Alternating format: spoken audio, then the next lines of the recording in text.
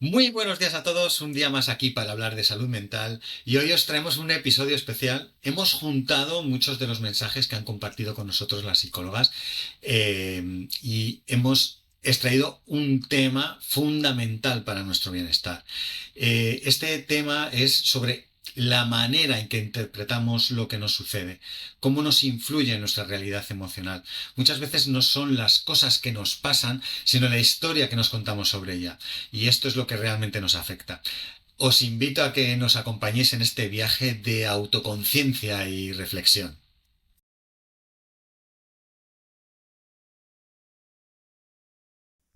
¿Qué ocurre con estos sentimientos cuando hay una persona que parece o que le están haciendo daño?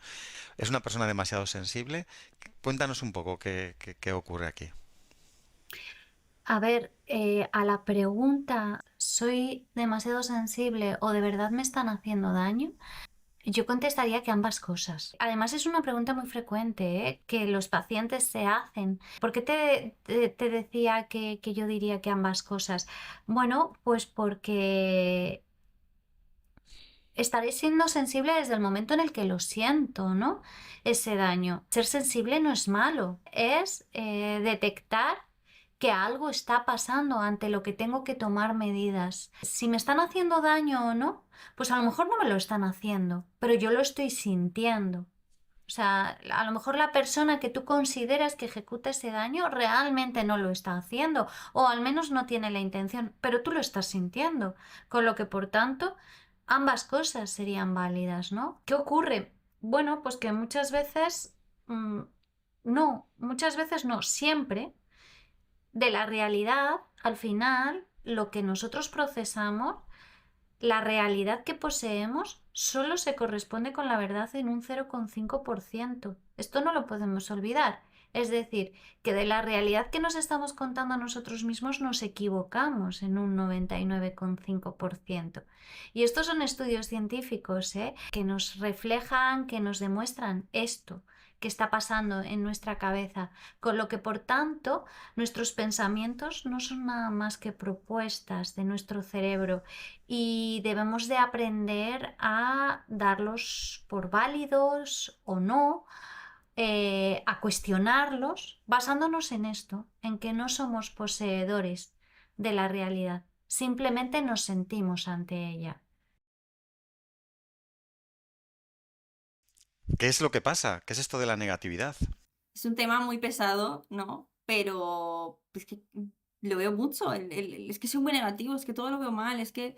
Y es como, ostras, ¿se puede hacer algo? ¿No? Vamos a ver si realmente se puede cambiar este estilo de pensamiento o no, estamos condenados para siempre. Esperemos que no, ¿no? Esperemos que no.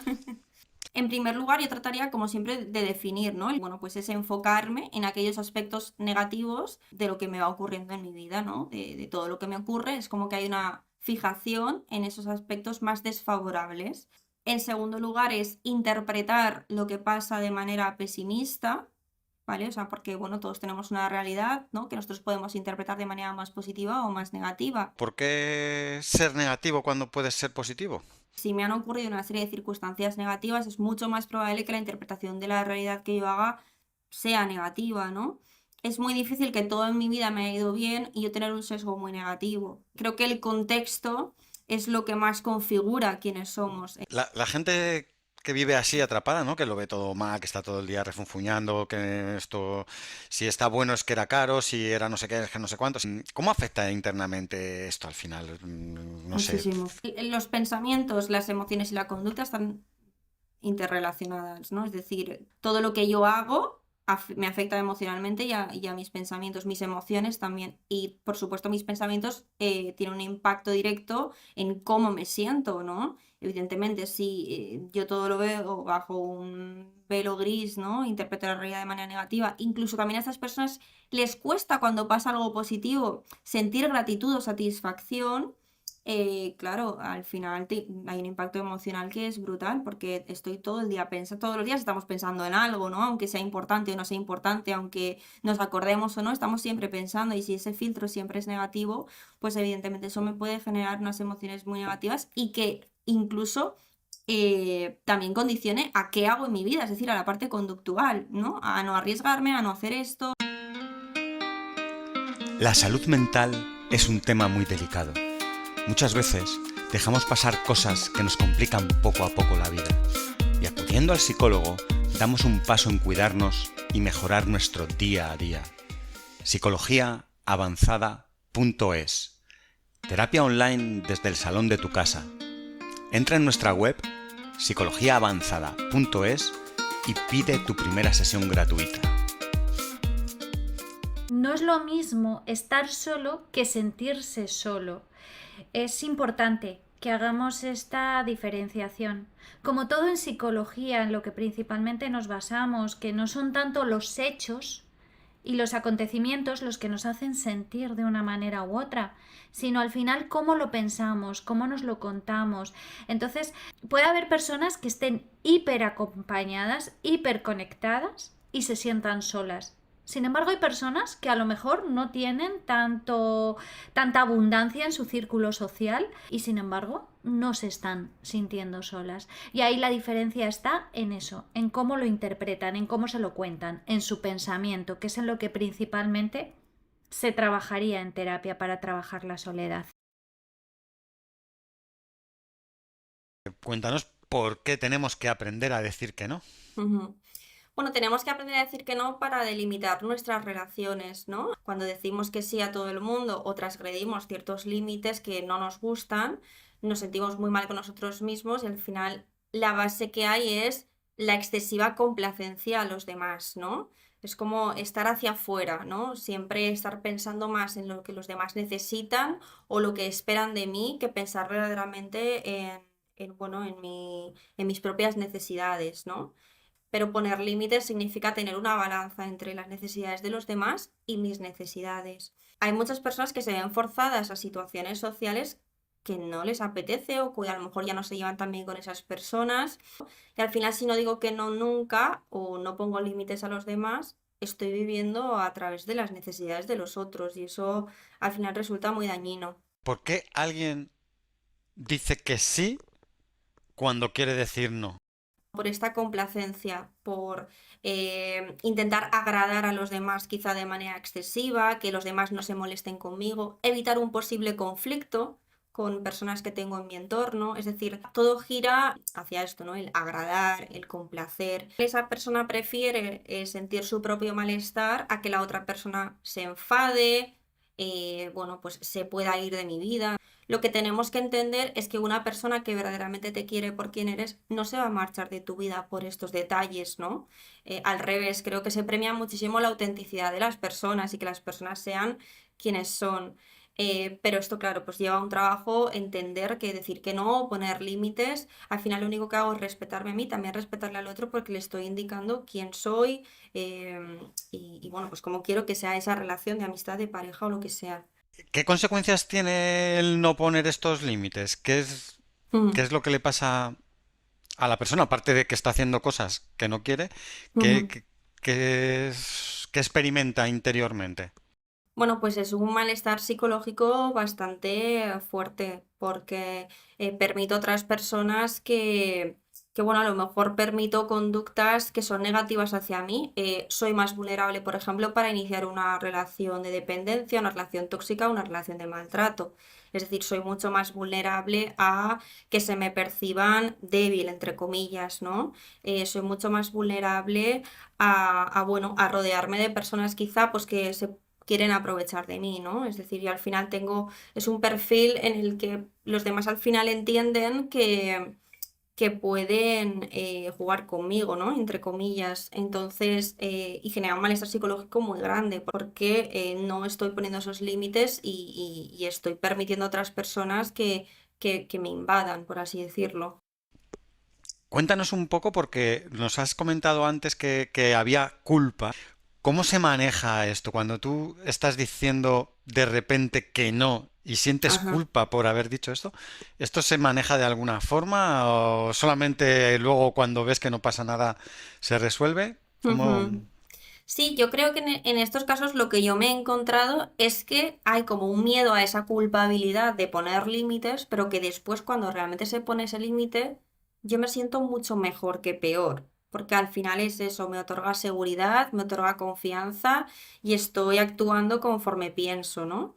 No obstante, si aparece esa culpabilidad, que muchas veces lo indicamos, puede que al principio no te sientas bien, porque al final estás acostumbrado, ¿no? a, bueno, pues a poner estos límites, a decir que no, esta persona se puede sorprender, ¿no?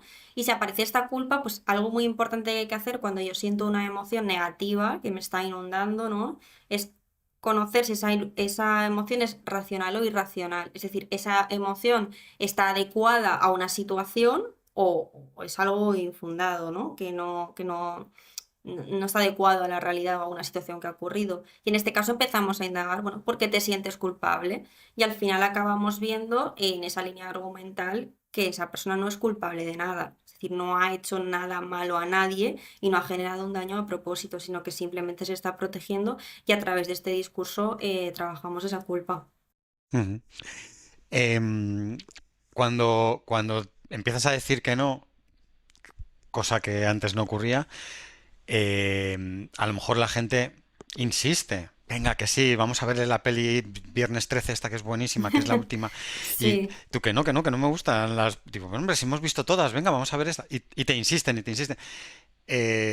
¿Esto cómo juega en este movimiento en el que ya has decidido decir que Ujú. no? La insistencia de los demás. Sí, pues mira, hay una cosa muy interesante que se llama la técnica del disco rayado, que es que cuando te están intentando convencer, tú siempre respondes lo mismo. No me apetece, no me apetece, quiero quedar en casa, no me apetece. Entonces de ahí, pues al final la otra persona no puede llegar a mucho más, ¿no?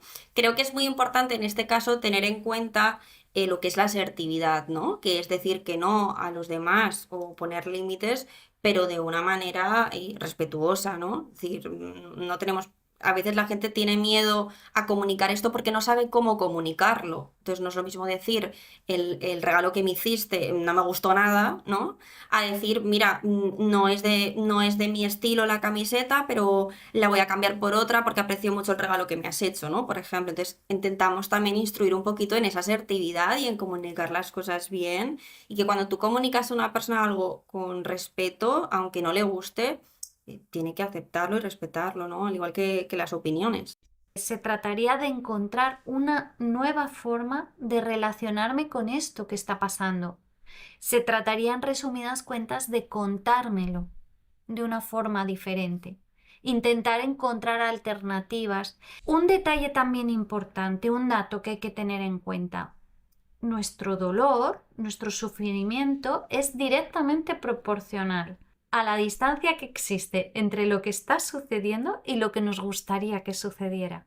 A lo mejor esa persona que está sintiendo ese dolor, que le están haciendo ese daño, en realidad lo que le está doliendo no es tanto eso que se le está haciendo, sino que hubiese esperado que se hiciera una cosa diferente. En realidad es lo que me duele, que no esté sucediendo lo que yo esperaba que iba a suceder. Depende mucho de las expectativas que yo tuviera. Entonces, podemos un poco volver a esa norma que nos dice no podemos cambiar lo que sucede fuera de nosotros, pero sí podemos cambiar la relación que tenemos con ello. Entonces empieza contándonos un poco qué es exactamente la meditación. Pues mira, la meditación tiene muchos mitos, ¿no? Y tengo que relajar, es una especie de relajación. Al final, lo mejor es que el concepto sea simple, es un entrenamiento mental para saber focalizar nuestra atención, es dirigir nuestra atención hacia donde nosotros queremos. Hay muchas formas de meditación distintas, ¿no? La que se está aplicando mayoritariamente en terapia es el mindfulness o conciencia plena, traducido, que se trata de precisamente aprender a estar en el aquí, en el ahora, estar en nuestro cuerpo, en nuestras sensaciones, en lo que estamos viviendo, ¿no? Estamos mucho en automático, no prestamos atención a cómo nos sentimos o a cómo estamos y esto nos ayuda pues a conectar con nosotros mismos y a dirigir nuestra atención a aquello que es más beneficioso. Si yo la practico, la entreno, me puede ayudar a aliviar síntomas de ansiedad, de angustia, de estrés. Los beneficios son muy grandes y bueno, es algo más que añadir a tu vida para la salud, ¿no?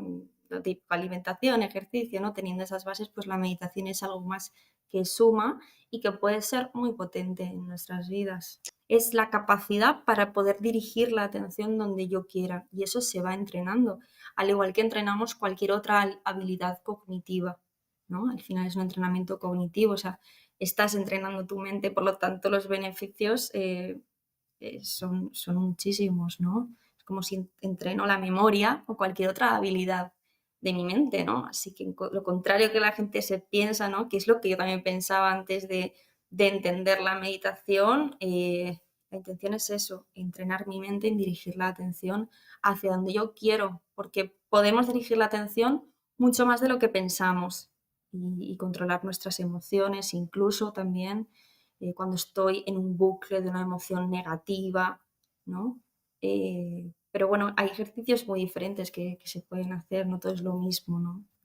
No es mente en blanco tampoco, que me gustaría aclararlo, ¿no? Yo no te voy a decir, pon la mente en blanco, ¿no? Porque es algo imposible, ¿no? Al revés, es dirigir hacia un ejercicio de relación al cuerpo, en imaginación, en manejo de emociones.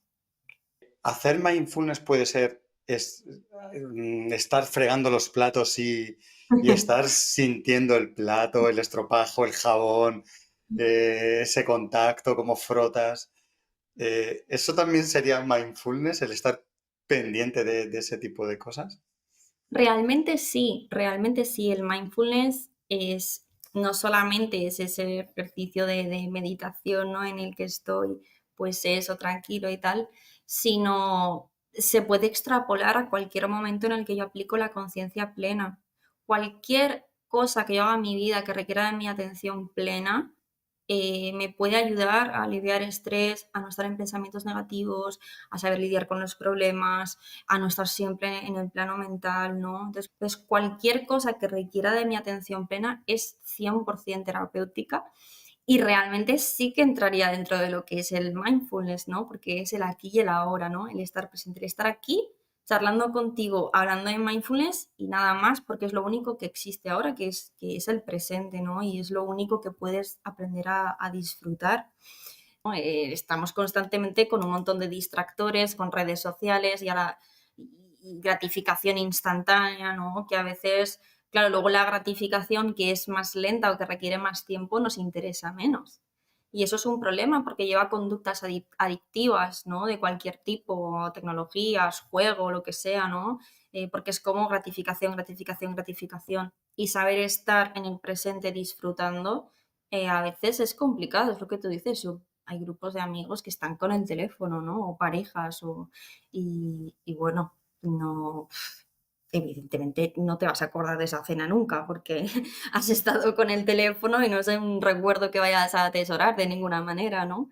Luego, por ejemplo, hay prácticas relacionadas con manejar emociones, por ejemplo.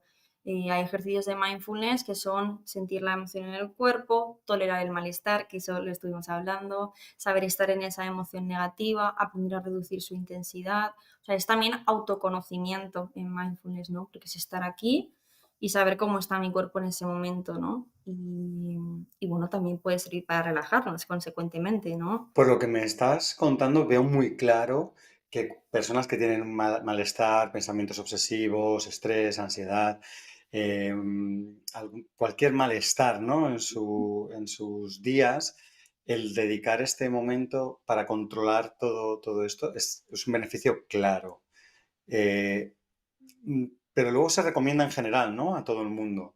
Sí, claro. Entiendo que para estas personas que tienen una problemática, el beneficio es claro, inmediato y muy, muy, muy recomendable. ¿Qué beneficio puede obtener realmente una persona que no tiene estrés, que no tiene ansiedad, que no Un bienestar. tiene, o sea, simplemente, bueno, que el poder de la mente, lo que decías tú, es como ir al gimnasio, el que está sano, pues bueno, pues ponerte fuerte o poder controlar un poquito tú lo que quieres, ¿no? Entiendo que va por ahí un poquito, ¿no? Ujú.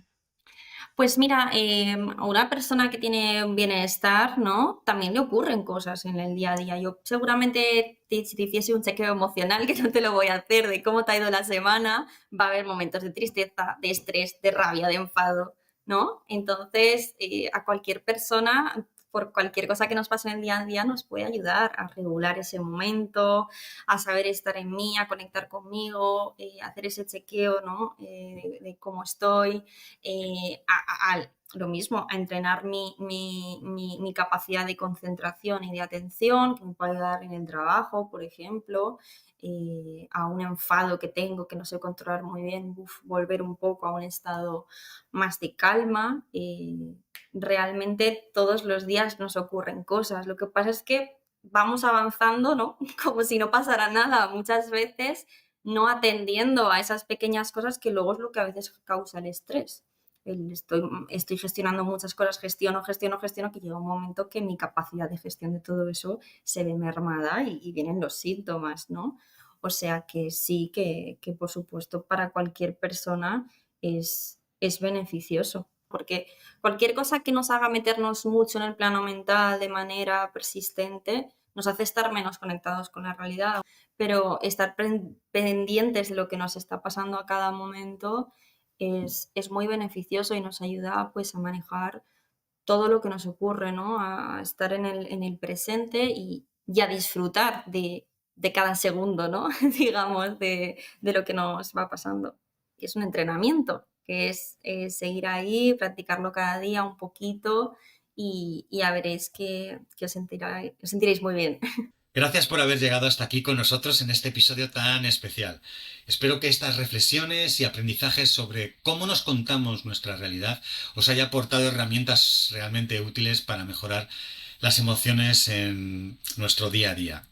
Recordad que somos responsables de la historia que construimos en nuestra mente y cambiarla está en nuestras manos. Nos escuchamos pronto en el próximo episodio. Chao, chao. La salud mental es un tema muy delicado. Muchas veces dejamos pasar cosas que nos complican poco a poco la vida. Y acudiendo al psicólogo, damos un paso en cuidarnos y mejorar nuestro día a día. psicologiaavanzada.es. Terapia online desde el salón de tu casa. Entra en nuestra web psicologiaavanzada.es y pide tu primera sesión gratuita.